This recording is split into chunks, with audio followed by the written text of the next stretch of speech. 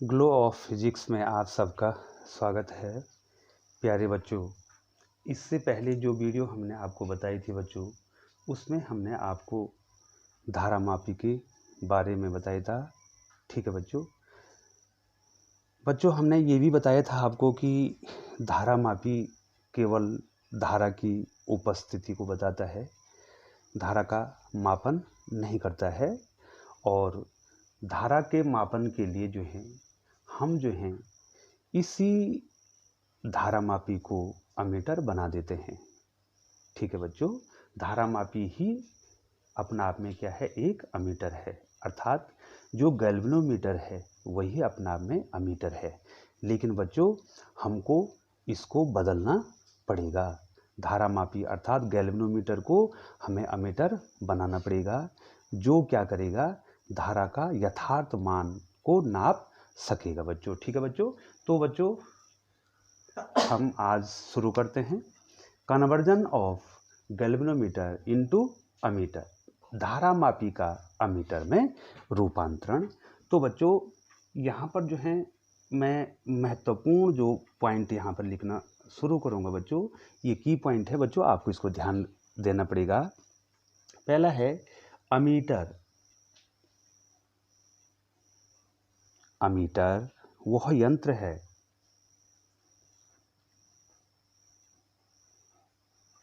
Ammeter वह यंत्र है जो वैद्युत परिपथ में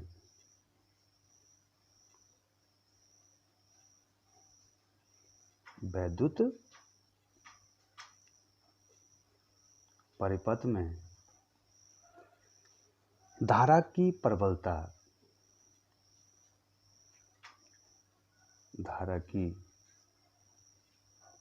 प्रबलता इंटेंसिटी नापता है। ठीक है बच्चों। और किस में नापेगा बच्चों? एम्पियर। तो पहला पॉइंट हो गया बच्चों, अमीटर वह यंत्र है जो वैद्युत परिपथ में धारा की प्रबलता नापता है, अमीटर कहलाता है बच्चों। ठीक है बच्चों। और ये एम्पियर में नापेगा।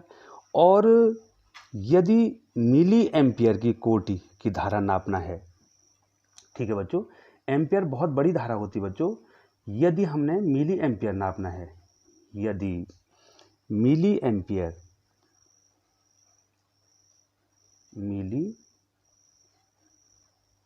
एम्पियर कोटि की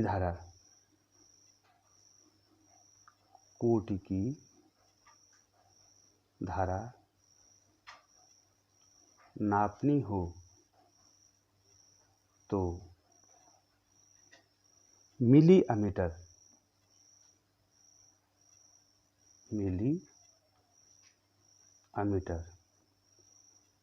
का प्रयोग किया जाता है। ठीक है बच्चों। दूसरा पॉइंट समझना बच्चों।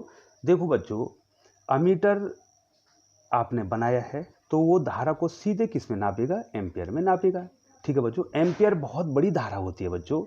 और अगर आपको मिली एम्पियर नापना है तो बच्चों आप मिली अमीटर का प्रयोग करेंगे बच्चों। ठीक है बच्चों, क्योंकि एम्पियर बड़ी धारा है। अब बड़ी धारा है तो आपने अगर जो है आपके पास मिली अमीटर नहीं है, आप उस धारा को नापना चाहेंगे तो विक्षेप बहुत कम आएगा बच्चों, आप उसको नाप नहीं सकते हैं। इसलिए आपको उसके लिए क्या बनाना पड़ेगा? मिली अमीटर बनाना पड़ेगा। मिली अमीटर भी क्या है? अमीटर है, लेकिन वो धारा को किस में नापेगा बच्चों? मिली एम्पियर में नापेगा बच्चों। क्योंकि एक एम्पियर में कितनी मिली एम्पियर हो जाए? 10⁻³ क्या हो जाएगा? Milliampere. या एक मिली एम्पियर जो है क्या हो जाएगा? 10⁻³ एम्पियर के बराबर हो जाएगा। ठीक है बच्चों। वो उसका लगभग 1000वां भाग है बच्चों। ठीक है बच्चों। तो इतना छोटा है मिली एम्पियर, तो उसके लिए हमको क्या बनाना पड़ेगा? मिली अमीटर बनाना पड़ेगा बच्चों। ठीक है बच्चों।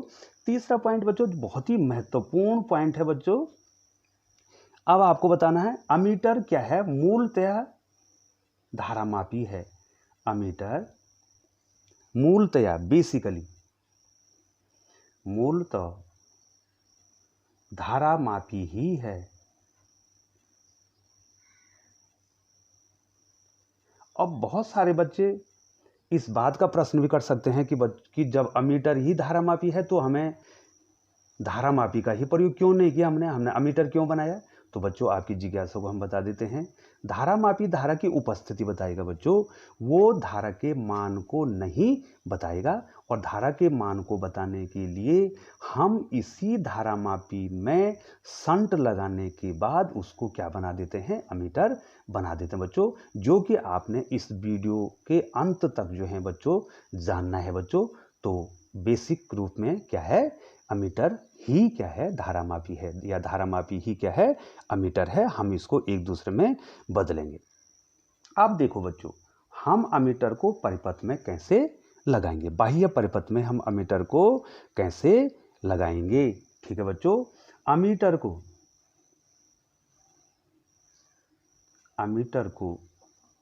परिपथ में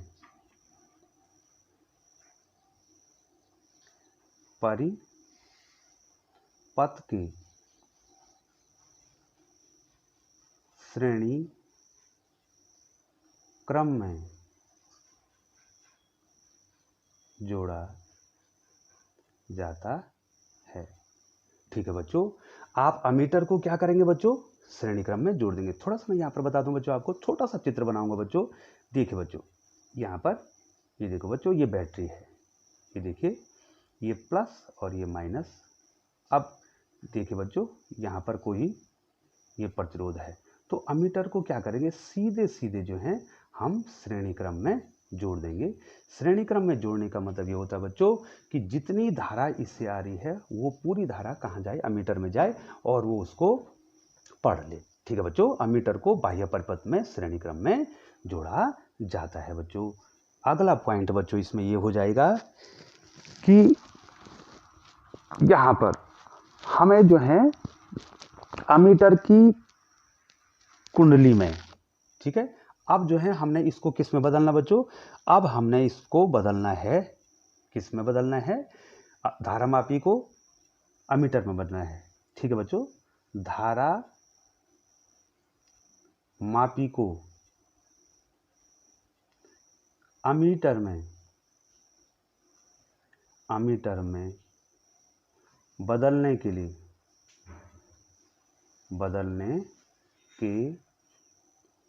लिए धारा मापी की कुंडली के समांतर क्रम में एक शंट लगा देते हैं। ठीक है बच्चों, एक शंट लगाते हैं। ये मैं आगे और डिस्कस करूंगा बच्चों। धारामापी को आपने अमीटर बनाना है तो धारामापी की अपनी कुंडली होगी बच्चों, ठीक है, उसका भी अपना प्रतिरोध होगा। तो उस प्रतिरोध को कम करने के लिए उसके समांतर क्रम में हम क्या लगाते हैं, एक शंट लगाते हैं बच्चों। आप जानते हैं बच्चों कि समांतर क्रम में जो है प्रतिरोध क्या हो जाता है, कम हो जाता है। ठीक है बच्चों, अब उसको प्रतिरोध कम करेंगे तो हम धारा बढ़ जाएगी। तो धारामापी की कुंडली के समांतर क्रम में हमने क्या लगाना, एक शंट लगा देना, तो वही धारामापी क्या बन गया बच्चों, अमीटर बन गया। तो बच्चों आपको समझ में आ रहा है कि धारामापी ही क्या है, अमीटर है, लेकिन आपने धारामापी की कुंडली के समांतर क्रम में क्या लगाना है, शंट लगाना है। ठीक है, अब देखिए बच्चों, एक बहुत ही महत्वपूर्ण पॉइंट है, अमीटर का अपना प्रतिरोध। अमीटर का प्रतिरोध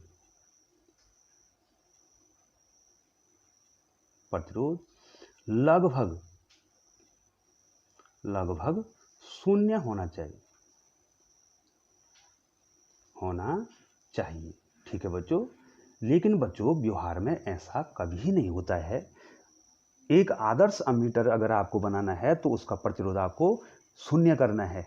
ठीक है बच्चों, आप समांतर क्रम में चाहे कितना भी बड़ा प्रतिरोध लगा दें बच्चों, फिर भी जो है आप प्रतिरोध को शून्य नहीं कर सकते। लेकिन आदर्श अगर आपको बनाना, आइडियल अमीटर बनाना है तो उसका प्रतिरोध कितना होना चाहिए बच्चों, लगभग क्या होना चाहिए, शून्य होना चाहिए। ठीक है बच्चों, अब देखिए बच्चों, अब मैं आपको यहाँ से बताता हूँ कि ऐसा क्यों होना चाहिए। अब हम एक सर्किट द्वारा आपको बताते हैं कि अमीटर का अपना प्रतिरोध शून्य क्यों होना चाहिए। इसलिए होना चाहिए बच्चों कि जिस धारा को हम सेल द्वारा भेजेंगे अमीटर में, ठीक है बच्चों, अगर उसका प्रतिरोध शून्य नहीं होगा बच्चों, तो जो नापी जाने वाली धारा है उसके मान को क्या कर देगा, कम कर देगा बच्चों। नापनी आपने धारा भेज रखी 10 एम्पियर की और वो नाप रहा है 9 एम्पियर का, ठीक है बच्चों। इसलिए जो है इस त्रुटि को कम करने के लिए हम क्या करते हैं, धारा मापी की कुंडली के समांतर क्रम में ज़्यादा से ज़्यादा जो है ओम का प्रतिरोध लगाते हैं, जिससे प्रभावी प्रतिरोध क्या हो जाए, नगण्य हो जाए। तो बच्चों आओ हम आपको इसको समझाते हैं कि ऐसा क्यों होता है बच्चों। तो बच्चों इसके लिए जो है बच्चों आपको एक सर्किट बनाना पड़ेगा बच्चों। आपने जो है इससे पहले मैंने आपको बहुत सारे तीसरा चैप्टर इसमें बता रखा है बच्चों। देखो बच्चे ध्यान दीजिए, माना कि हमारे पास दो प्रतिरोध हैं, ये देखिए, एक प्रतिरोध R1 है और दूसरा प्रतिरोध R2 है बच्चों। यहाँ पर बच्चों हमने अमीटर लगा रखा है, ये देखिए अमीटर A लिख दिया। अमीटर का भी अपना क्या होगा, कुंडली का प्रतिरोध होगा। अब देखो बच्चों ध्यान दीजिए, यहाँ पर हमने एक सेल लगा दिया है, ये ध्यान देना आपको बच्चों, ये इसका प्लस और इसका माइनस, यहाँ से आपने धारा भेजी आई, ठीक है बच्चों।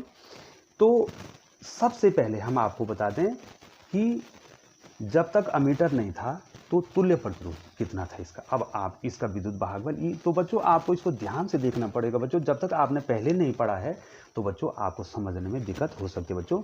तो अगर अमीटर को छोड़ दें, अमीटर को हम क्या कर दें, छोड़ दें, तो उस समय जो है इसका जो है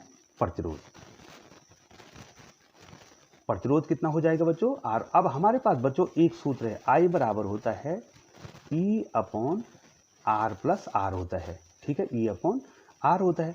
अब बताओ बच्चों, जब तक अमीटर नहीं है, जब तक ये अमीटर नहीं है तो कुल प्रतिरोध कितना है, जब तक अमीटर नहीं है कुल प्रतिरोध कितना बच्चों, R1 धन R2।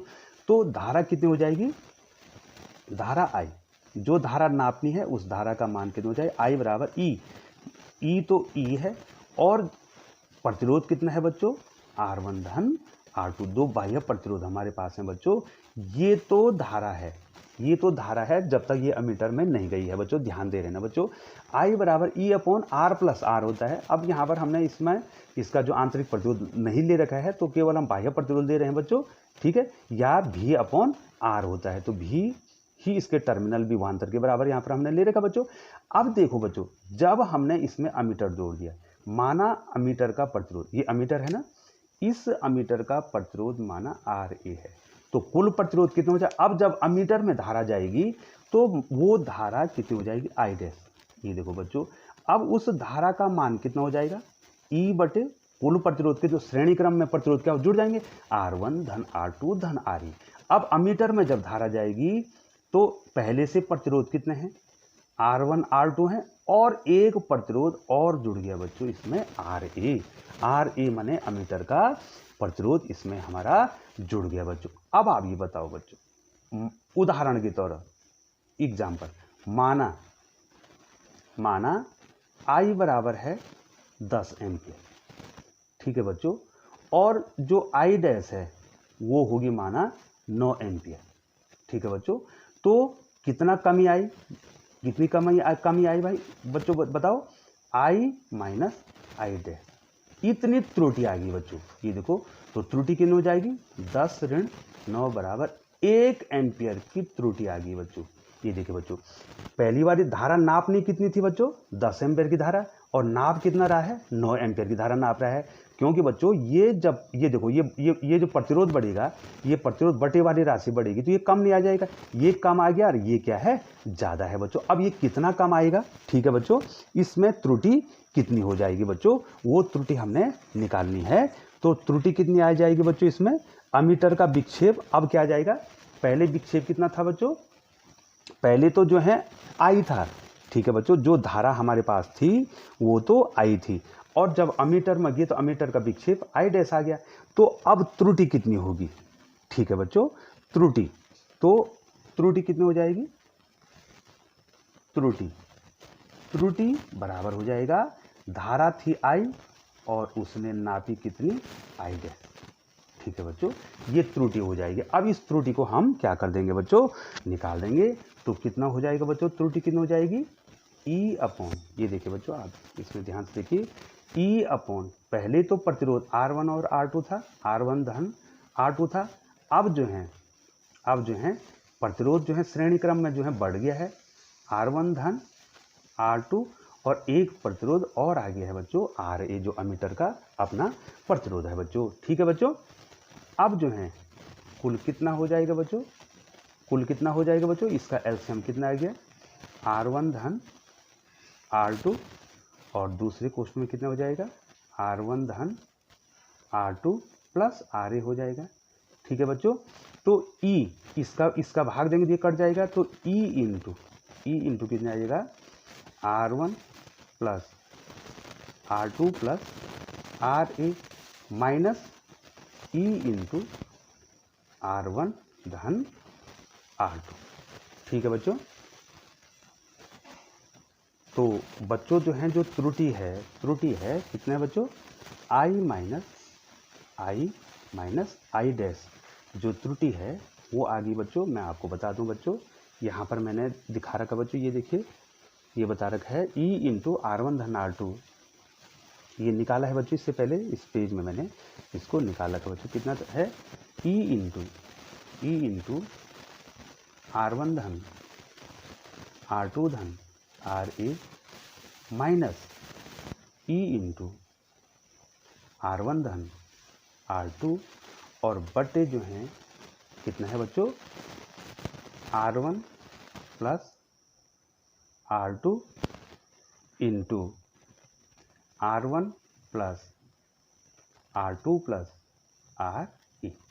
ठीक है बच्चों, इतना हो गया बच्चों ये, ठीक है ना। हाँ, अब देखिए बच्चों, ऊपर कितना कॉमन है बच्चों, E ऊपर कॉमन है, तो E अगर कॉमन है तो बच्चों कितना बच गया बच्चों, R1 धन R2 धन RE माइनस से अंदर गुणा करेंगे तो बच्चों कितना हो जाएगा, R1 माइनस R2 हो जाएगा बच्चों, और बटे में कितना हो जाएगा, R1 धन R2, और इसके साथ मल्टीप्लिकेशन में कितना है बच्चों, R1 धन R2 धन RE। तो ध्यान दीजिए बच्चों, R1 से R1 कैंसिल हो गया, R2 से R2 कैंसिल हो गया, तो बच्चों त्रुटि कितनी आएगी, I माइनस आई डैश, जो त्रुटि है वो कितनी आएगी बच्चों,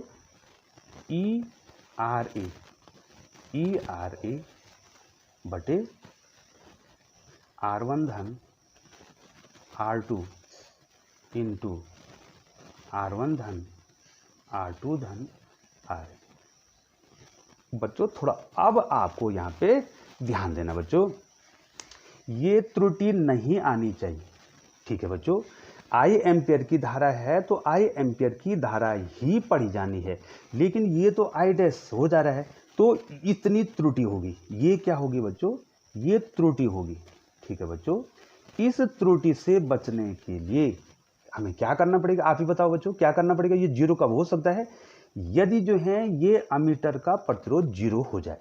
ठीक है बच्चों, यदि अमीटर का प्रतिरोध जीरो हो जाए, यदि RA कितना हो जाए, जीरो हो जाए, तो I माइनस आई डैश जो त्रुटि है वो जीरो हो जाएगी, या I किसके बराबर आ जाएगा, I डैश के बराबर आ जाएगा, अर्थात जितनी धारा नापनी थी उतनी धारा। बच्चों व्यवहार में ऐसा संभव नहीं है। ठीक है बच्चों, अगर ऐसा संभव नहीं है तो फिर भी हम व्यवस्था कर सकते हैं। यदि जो है दूसरी व्यवस्था ये हो सकती है, यदि R1 धन R2 बहुत ज़्यादा बड़े हैं किससे, RA से। ठीक है बच्चों, जो बाह्य प्रतिरोध उसमें है वो बहुत ज़्यादा है किससे बच्चों, RA से। ठीक है बच्चों, तो इसका मतलब ये क्या है, RA नगण्य है। RA क्या है बच्चों, जब जो है ये R1 धन R2 का मान बहुत ज़्यादा होगा RA से, तो RA क्या हो गया, नगण्य हो गया। ठीक है बच्चों, अगर शून्य नहीं हुआ बच्चों तो नगण्य तो हो गया। ठीक है बच्चों, अब जो है हमारे पास ये कॉन्सेप्ट आ गया है कि अमीटर का जो प्रतिरोध है वो जीरो तो नहीं हो सकता है। अगर जीरो हो गया तो बहुत अच्छी बात है, वो आदर्श अमीटर हो जाएगा। लेकिन बच्चों व्यवहार में ऐसा कभी होता नहीं है। अगर ऐसा नहीं होता है तो उसके प्रतिरोध को हमने क्या करना है, नगण्य करना है। ठीक है बच्चों, अब नगण्य करने के लिए हमें क्या करना पड़ेगा, मैं एक छोटा सा एग्जाम्पल देता हूं बच्चों आपको। यहां पर देखिए हैं, हमारे पास दो प्रतिरोध हैं बच्चों। ये देखिए यहाँ पे मान लीजिए यहाँ पर जो है 3 ओम का प्रतिरोध है। ये देखो ये 3 ओम का प्रतिरोध है, दूसरा भी 3 ओम का प्रतिरोध है और तीसरा भी 3 ओम का प्रतिरोध है। ये तो बहुत सिंपल सा क्वेश्चन है बच्चों, सबको आ जाएगा। 3 ओम के 3 प्रतिरोधों को हमने समांतर क्रम में जोड़ रखा है। तो जो प्रभावी प्रतिरोध आ जाएगा वो कितना कम आ जाएगा बच्चों, देखो 1/R बराबर कितना हो जाएगा बच्चों, 1/3 धन 1/3 धन 1/3, तो कितना हो जाएगा बच्चों 3/3 और बराबर कितना हो जाएगा 1 ओम। बताओ, हमने 3 ओम के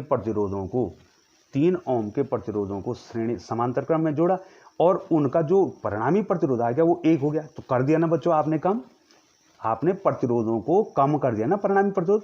अगर श्रेणी क्रम में जोड़ दे तो बच्चों कितना हो जाता बच्चों, अगर इन्हीं प्रतिरोधों को आप श्रेणी क्रम में जोड़ते तो 3 ओम और 3 ओम को अगर श्रेणी क्रम में जोड़ते तो बच्चों ये 9 हो जाता। ठीक है बच्चों, ये 9 ओम हो जाता है। इसका मतलब ये हो रहा है कि अगर आप श्रेणी क्रम में जोड़ते हैं तो प्रतिरोध बढ़ रहा है और समांतर क्रम में जोड़ते हैं तो प्रतिरोध क्या हो रहा है बच्चों, कम हो रहा है। तो हमारे पास अब एक युक्ति है, उस युक्ति को कहते हैं शंट। ठीक है बच्चों, अमीटर के प्रतिरोध को कम करने के लिए हम अमीटर का क्या करना है, वो धारामापी का करना है बच्चों। धारामापी से ही हमने क्या बनाना है, अमीटर बनाना है। तो सारी बात जो है धारामापी की हो रही है। अब बना क्या रहे हैं हम, अमीटर बना रहे हैं, हमारे पास धारामापी है। अब हम क्या करते हैं, धारामापी की कुंडली में एक शंट लगा देते हैं बच्चों। ये देखो, अब मैं आपको यहाँ पर बता देता हूँ बच्चों किस प्रकार से हम क्या करते हैं, शंट लगा देते हैं धारामापी। मान लीजिए बच्चों ये धारामापी की कुंडली है। ये देखो बच्चों, ये धारामापी की कुंडली है, इसका प्रतिरोध G है। ठीक है बच्चों, अब इसके समांतर क्रम में हम अंदर क्या कर देते हैं, एक शंट लगा देते हैं। ये देखिए बच्चों, ठीक है बच्चों, ये दिखाई दे रहा है आपको। और ये सेल द्वारा हमने क्या कर दी, धारा भेज दी। ये देखिए, तो ये देखो इस सेल द्वारा हमने धारा भेजी।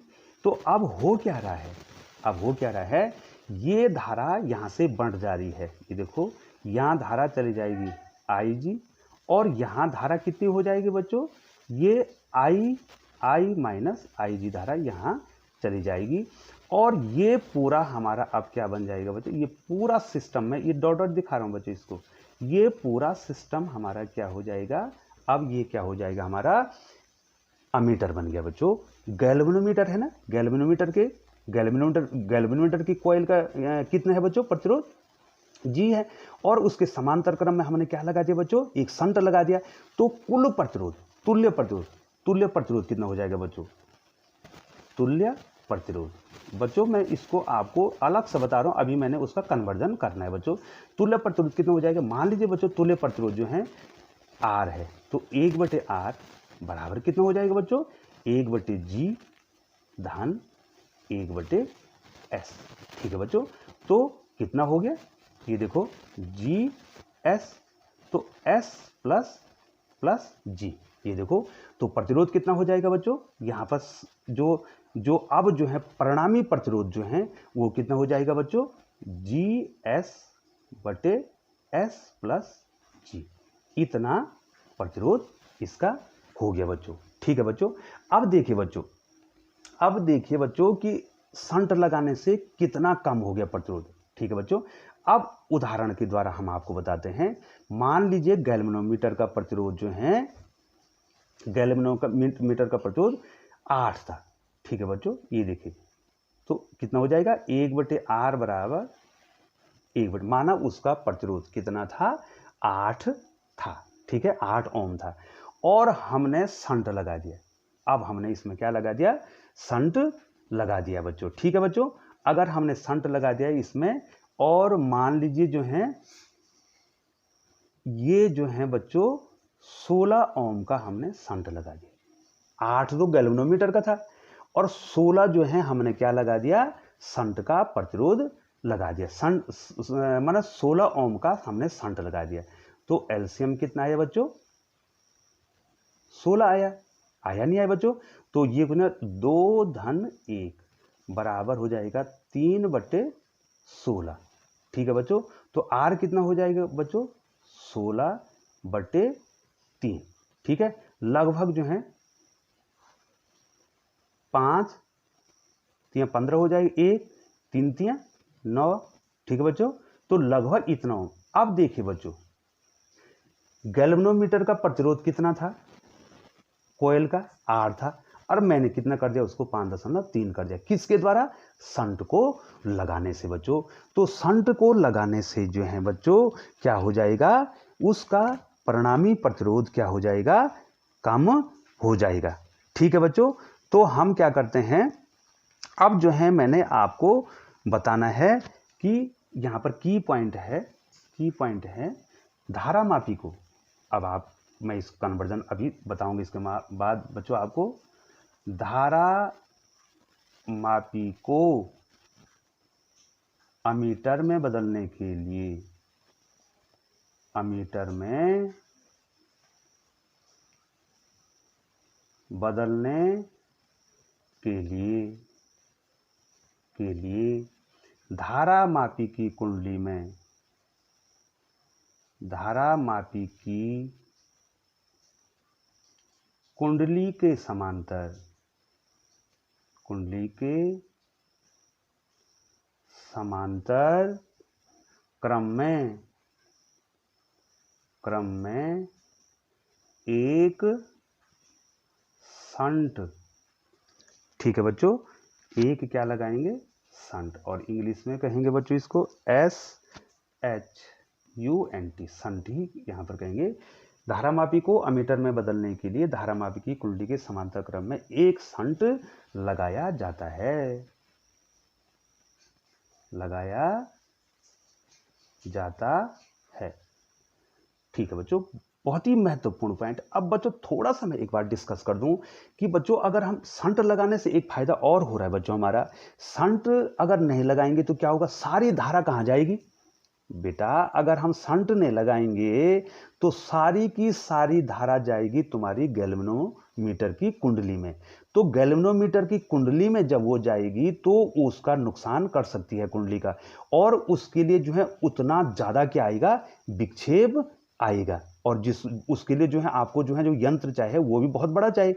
अब होता क्या है बच्चों इसमें कि कुछ धारा तो कहाँ चली जाती है, कुछ तो गैल्वेनोमीटर, ये देखो बच्चों कुछ धारा तो गैल्वेनोमीटर में जाती है। थोड़ा मैं इसको फिर नीचे कर देता हूं बच्चों, जो टोटल धारा हमारे पास है उसकी कुछ भाग तो गैल्वेनोमीटर की कॉइल में चली जाती है और कुछ शंट में चली जाती है, और इस गैल्वेनोमीटर की कॉइल को कोई नुकसान नहीं होता है। लेकिन होता क्या है, जितनी धारा आई आपको नापनी है तो ये आईजी धारा ही उतना ही विक्षेप दे देती है बच्चों। माना जो है हमने 10 एम्पियर की धारा नापनी है और आईजी जो है तुम्हारी 1 एम्पियर है, तो ये आईजी ही जो है 1 एम्पियर से पूरा स्केल दे देगी, अर्थात 1 एम्पियर की धारा ही 10 एम्पियर की धारा को पढ़ लेगी। तो उससे क्या होगा, इस गैल्वेनोमीटर को भी नुकसान नहीं होगा और जो है और वो पूरी धारा भी पढ़ लेगा बच्चों। शंट लगाने का दूसरा ये फायदा है बच्चों। अब गैल्वेनोमीटर को हमने किस में बदलना है, अमीटर में बदलना है बच्चों। तो ध्यान से देखिए बच्चों, इसको बदलने के लिए मैं यहाँ पर इसका फिगर बना रहा हूँ बच्चों। मान लीजिए जो बच्चों ये टोटल धारा जो है मैं यहाँ से दिखा देता हूँ, ये हमारी सेल से जो है टोटल धारा जो है ये प्लस हो गया, ये माइनस हो गया, हमारी टोटल धारा आई आ रही है बच्चों। जिस धारा को बच्चों जो है हमने क्या करना है, इस धारा को हमने पढ़ना है बच्चों। अब क्या हो जाएगा, यहाँ पर हमारा क्या है, यहाँ पर हमारा गैल्वेनोमीटर है बच्चों, ठीक है। यहाँ पर हमारा क्या है, ये गैल्वेनोमीटर, ये जो मैंने सुई दिखा दी ये गैल्वेनोमीटर है बच्चों, इसका प्रतिरोध G है। अब गैल्वेनोमीटर में कितनी धारा जाएगी, ये IG धारा। अब इसके समांतर क्रम में हम क्या लगा देते हैं, एक शंट लगा देते हैं बच्चों। ये मैंने इसमें क्या लगा दिया, एक शंट लगा दिया है बच्चों। ठीक है, हमने इसमें क्या कर दिया, एक शंट का प्रतिरोध कितना हो जाएगा, एस। और अब यहाँ कितनी धारा जाएगी बच्चों, शेष धारा I माइनस आई जी धारा कहाँ चली गई बच्चों, I माइनस आई जी धारा जो है शंट में चली गई है। अब हमने अमीटर कौन बन गया बच्चों। अब देखिए मैं इसको जो है डॉट आपको दिखा देता हूँ बच्चों कि हमारा अमीटर कहाँ पर बन गया बच्चों। ठीक है बच्चों, तो ये देखिए बच्चों हमारा अमीटर जो है ये अमीटर बन जाएगा बच्चों। देखो मैं डॉट दिखा रहा हूँ, ये अमीटर बन गया बच्चों जो है, जहाँ तक हमने इसमें क्या लगा रखा है, ये हमारा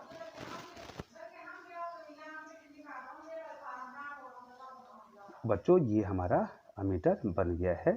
ठीक है बच्चों, इसके समांतर क्रम में हमने क्या जोड़ दिया है, एक शंट जोड़ दिया बच्चों। ठीक है बच्चों, अब देखिए बच्चों, अब जो है यहाँ पर जो है ये समांतर क्रम में है, तो इनका विभवांतर बराबर होगा। ठीक है बच्चों, तो विभवांतर बराबर होगा, तो विभवांतर इसका गैल्वेनोमीटर का कितना हो जाएगा, विभवांतर बराबर क्या होता है, धारा गुणागे प्रतिरोध। ठीक है बच्चों, अब देखो इसका विभवांतर कितना हो जाएगा, धारा कितनी है IG और इसका प्रतिरोध कितना है बच्चों G, और शंट का कितना हो जाएगा बच्चों S, तो जो है उसका प्रतिरोध है, और धारा कितनी है बच्चों I माइनस आई जी। ठीक है बच्चों, I माइनस आई जी इसकी क्या है, धारा है बच्चों।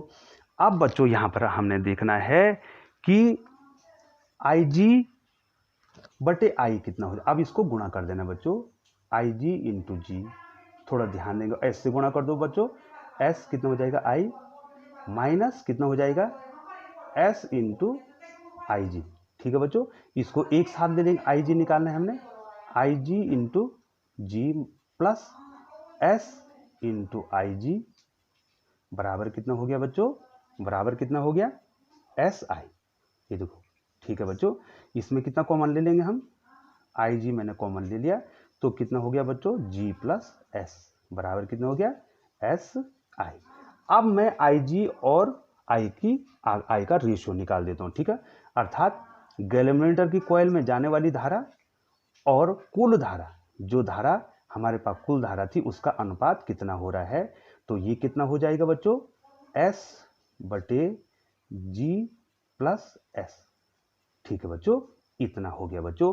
अगर अब हम आपको ये बोलना चाहें बच्चों, मैं दूसरी उससे लिख देता हूं बच्चों, यदि मैं आपको ये बोलना चाहूं कि गैल्वेनोमीटर में जाने वाली धारा कितनी है, ये निकालोगे ना बेटा, तो ये कहाँ चल जाएगा, गुणा में चल जाएगा, तो ये कुल धारा का कितना गुना S upon G plus S। ये देखो बच्चों, अर्थात अगर हमें गैल्वेनोमीटर की धारा जो हमें निकालनी है, तो ये किसके बराबर है, कुल धारा का S प्लस G प्लस, अर्थात S क्या है, शंट का प्रतिरोध है, ये शंट का प्रतिरोध है, शंट का प्रतिरोध है। ठीक है, G किसका प्रतिरोध है, G जो है किसका, धारामापी का, धारामापी का प्रतिरोध है। ठीक है बच्चों, वो धारामापी का प्रतिरोध है बच्चों। ठीक है, अब बच्चों जो है हमने कितने का शंट लगाना है, कितने का शंट लगाना है, तो इसको ज्ञात कहां से करेंगे बच्चों, यहां से S कितना हो जाएगा बच्चों, यहां से S कितना हो जाएगा, हमने शंट का प्रतिरोध निकालना है, तो ये S निकालना है, तो कितना हो जाएगा बच्चों, ये निकालना है बच्चों, हमने यहाँ पर हमने शंट का प्रतिरोध निकालना है, तो शंट का प्रतिरोध सीधे सीधे इसमें क्या हो जाएगा, यहाँ पर निकल सकता है। S बराबर कितना हो जाएगा बच्चों, देखिए S बराबर कितना हो जाएगा, IG बटे IG बटे ये IG बटे I हो जाएगा। ठीक है बच्चों, ये और इनटू कितना हो जाएगा G प्लस S, यहाँ से हम इसको भी निकाल सकते हैं। लेकिन बच्चों यहाँ से निकालने के से ज़्यादा बढ़िया है बच्चों कि जो है आप इसको जो है यहाँ समीकरण नंबर 1 से इसको निकाल देते हैं बच्चों। ठीक है, समीकरण नंबर 1 से देखो, मैं समीकरण 1 से ही निकाल देता हूं बच्चों। तो s का मान समीकरण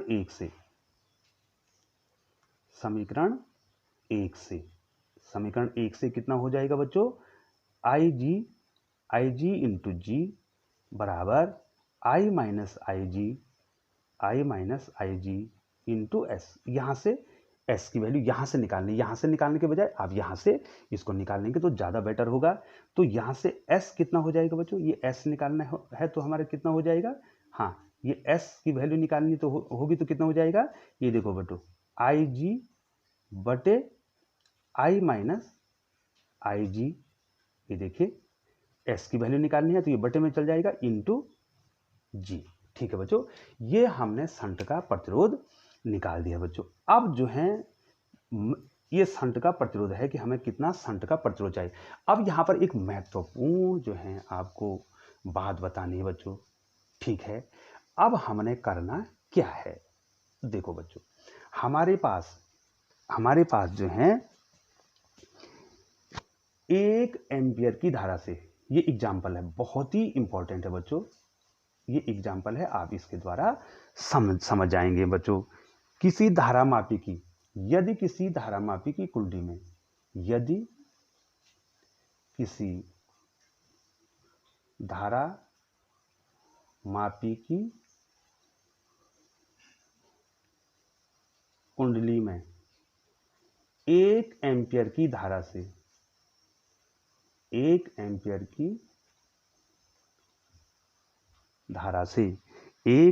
की धारा से पूर्ण विक्षेप आता है, पूर्ण विक्षेप आता है, ध्यान दीजिए बच्चों, आता है, उसे 10 एम्पियर परास का अमीटर बनाना है, परास का अमीटर बनाना है। ध्यान दो, माना गैल्वेनोमीटर में तो 1 एम्पियर की धारा जाएगी, लेकिन हमको उसको 10 एम्पियर धारा पड़ने वाला अमीटर बनाना है। ठीक है बच्चों, कितना बनाना है? 10 एम्पियर का धारा पड़ने वाला अमीटर बनाना है। तो शंट का मान कितना होगा? ठीक है बच्चों, सब कुछ निर्भर करेगा किस पे? शंट पे निर्भर करेगा। ठीक है बच्चों, अब देखो बच्चों, S बराबर, ध्यान देंगे, बहुत इंपॉर्टेंट बच्चों, गैल्वेनोमीटर में जाने वाली धारा कितनी है बच्चों? 1 एम्पियर। बिल्कुल आप यहां पर ध्यान देंगे, बहुत महत्वपूर्ण है। और टोटल धारा कितनी पड़नी है बच्चों? 10 एम्पियर की धारा, टोटल धारा आ रही है। और 10 एम्पियर, भाई गैल्वेनोमीटर में तो 1 एम्पियर की धारा जा रही है, और इस 1 एम्पियर की धारा से पूर्ण विक्षेप आ जा रहा है, और धारा पड़नी है हमने 10 एम्पियर की। तो अब हमको कितना शंट लगाना पड़ेगा जो कि 1 एम्पियर की धारा को 10 एम्पियर पढ़ ले? तो ये एस का सूत्र मैंने ये लिखा है बच्चों, ये देखो, ये लिखा है ना बच्चों, यहां पर लिखा है, ये लिखा है मैंने, चूंकि एस बराबर आई जी बटे आई माइनस आई जी, और इनटू क्या है? जी है बच्चों। यहां देखो बच्चों, ठीक है बच्चों, अब शंट कितना लगाना पड़ेगा? यहां देखो, आई कितना है? 1, ये कितना है? 10 ऋण 1, इंटू कितना हो गया बच्चों? जी। तो कितना हो गया बच्चों? ये 1/9 नहीं हो गया बच्चों? देखो, एस बराबर 1/9 गुणागे जी। तो अर्थात जो गैल्वेनोमीटर का प्रतिरोध है उसका 1/9 भाग जो है शंट लगाएंगे, तो 1 एम्पियर की धारा जो गैल्वेनोमीटर में जा रही है वो 10 एम्पियर की धारा पढ़ लेगी। ठीक है बच्चों, मैं थोड़ा चित्र के द्वारा बता दूं आपको। इधर देखिए बच्चों, कितनी एम्पियर की धारा आई? 10 एम्पियर की धारा आई। ठीक है बच्चों, और ये कहां गई बच्चों? ये धारा कहां गई? इस प्रकार से ध्यान दीजिए, ये धारा जो है 1 एम्पियर की धारा कहां गई? यहां 1 एम्पियर की धारा गई, किसमें? गैल्वेनोमीटर में 1 एम्पियर की धारा गई। ठीक है बच्चों, उसके बाद सारी की सारी धारा कहां चलेगी? शंट में चलेगी। ठीक है बच्चों, अब हमको विक्षेप चाहिए। अब हमको क्या चाहिए? विक्षेप चाहिए। ठीक है बच्चों, हमको क्या चाहिए? विक्षेप चाहिए।